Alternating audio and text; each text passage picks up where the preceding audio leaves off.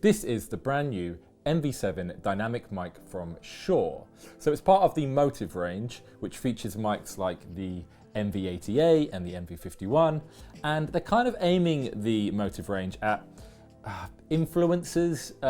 They're kind of more affordable. You can connect them via USB. So they're kind of like easy to use quality mics. Now, you wouldn't be insane to suggest that this is kind of a more affordable, easy to use version of the SM7B. I am not saying that. However, it kind of is. Because, you know, sometimes with the SM7B, you need a really good preamp or a cloud lifter to get the best out of it. And with this, you know, you can just kind of plug it in via USB or an XLR, and you're gonna get really good results. And it's a lot easier to use. You don't need the preamp. To get the best out of it, you really need to use the app, which is a huge thing that comes with it. And we are gonna look at that in a minute separately. But just for now, let's take a look at the mic itself and what it has on the chassis and what it offers. So it comes in either a silver or a black, which we have both here. You can connect it via XLR into an interface into a computer, or you can connect it via a USB, which is obviously the big selling point and what makes it so easy to use. And really cool point is you can run them both at the same time and record them both at the same time. So you can have two outs, which is really, really cool. You also have a 3.5mm jack out, which allows you to monitor the microphone straight out of the microphone, which is very, very useful as well. One thing that you are going to see, which is very noticeable, is this kind of touch display. So if we look at it from left to right, we have the mute button, which basically mutes the microphone. We then have the volume slider, which basically sets your headphone level or your microphone gain level, and we switch between those two by pressing the button which has the microphone and the headphone icon on it. If we hold that same button down for 2 seconds, that allows us to set the monitor mix, which is very, very handy. And if we hold the mute button and that button down for 2 seconds, that locks the microphone, so you can't accidentally knock it. Hold it down for another 2 seconds and it unlocks the microphone, and you're back able to change all the settings again. So as I said, to get the very, very best out of this microphone, you want to use the app, and we're going to look at that in a second. But just quickly, what I wanted to do was compare the SM7B with the MV7. It's a little unfair because the SM7B, to get the best out of that, you really want to plug it in with a really good preamp or a cloud lifter. That's going to give you the very best of it. And to get the very best out of the MV7, you want to use the app because you can adjust and fine tweak it. But these are just both plugged in raw. So the SM7B is plugged into the H6 raw, and the MV7 is plugged via USB into my Mac, into Logic, raw. So there's no tweaking on either of the microphones. So it's kind of fair-ish in that sense, but to the technical fine tweakers out there, this is going to be pointless. But if we go over here, this is what the SM7B sounds like, just being plugged straight in to the H6. And this is its kind of raw audio. This mic, obviously, really popular with radio presenters or podcasters because it gives you that really low, deep, really intimate sound, which people really, really like for podcasting, etc.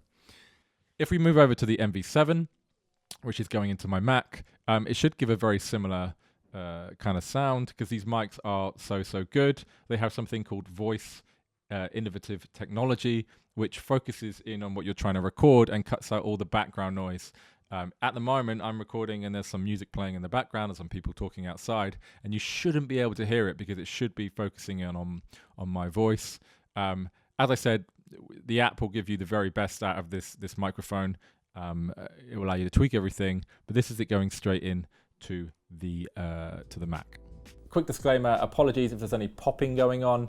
I can't reference all the audio whilst recording, and you're always going to be better off using a pop shield when you're using microphones. You can pick them up really cheaply, go on the website, look online. And because these mics are so, they pick up every nuance and every sound, when you pronounce P's, sometimes you get that pop sound. And yeah, apologies if that's happened. So taking a look at the app, we have the MV7 plugged into the Mac, and we're running Logic to record the audio. I'm still using the lapel at the moment. I'm also using the app on the desktop. It is available on the iPad, iPhone, Android as well, but I'm using the desktop app, which I'm screenshotting, which you can see here.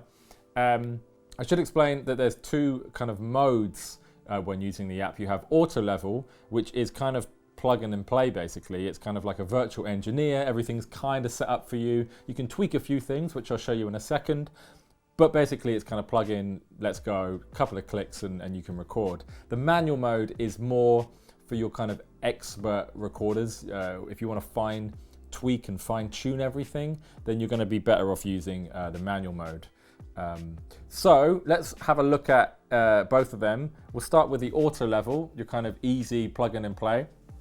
I'm just going to plug in my mic headphones so I can hear what I'm doing.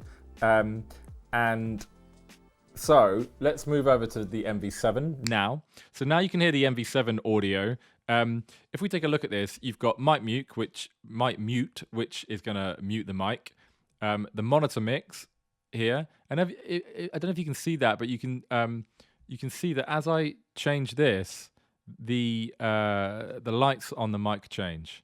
So just to prove that with the app you can adjust what's happening on the microphone. That's my monitor mix. Now we move down here, and we have the mic position, and it says near and far. So when you're in near, that's basically I think it's 6 inches and closer. They're saying you should use this function, and that's going to be for your podcasters and your radio presenters, and when you want to get that intimate kind of like movie sound, that's when you want to be near. When we go to far, that's between, I think they say 6 and 18 inches, and that's just for a more kind of generic kind of chatting. You don't want to be as close to the microphone. I mean, it's pretty obvious by saying near and far what it means. So that's that. Let's go back to near there. And then if we go down to these functions here, dark, natural, and bright, that's basically introducing different frequencies and having a different sound. So if we're in natural at the moment, which is your kind of natural talking voice. If we go to dark, what that's going to do is bring in some bass tones, and you should be able to hear that that's brought in some kind of lower bass frequencies. And then if we go all the way up to bright, you will hear that that's then made my voice a lot brighter. So that's giving you different EQs basically on your voice, and it's really noticeable if you just go between them really quickly like that, and you can hear bright, natural, dark, and you can hear the difference in those tones. Now if we switch over to manual, so this might sound different because it's not set up. I've literally just opened this app. But this is going to allow you to tweak things a little bit more. We've got the preset, we've got the mic mute, we've got the mic gain, which you can see is going to bring that up and down. And again, it's changing the lights on that touch screen on the microphone. We have monitor mix. We have these EQ function buttons here. So that's going to change.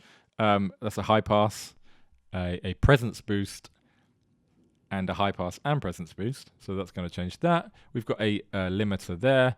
And then we've got this compressor. So you can see that it's going to do exactly what it says on the tin, basically. It's going to compress my voice. We've got a little bit of compression by pressing the light one. We're going to have a bit more compression there. And then if we click on heavy, you can hear that my voice is very, very compressed, very squished in together.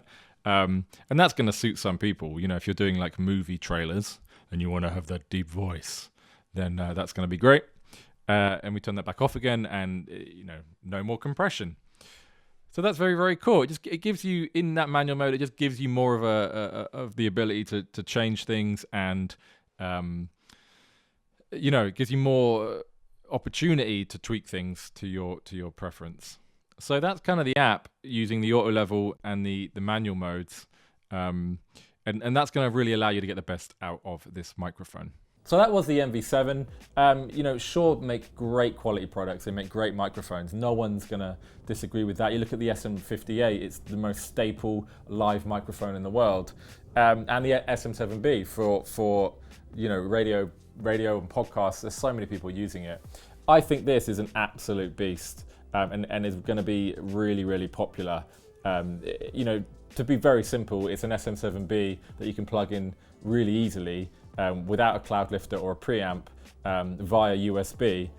And it's cheaper than the SM7B as well. So it's going to suit a lot of people. If you were going to be recording in a studio, like professional quality recording, you probably want to stick to the SM7B still. There's nothing wrong with that, but this is just a more affordable, easier option for people to use. The app is available for Mac and PC, which is great news. But as always, I would really love to know what you think.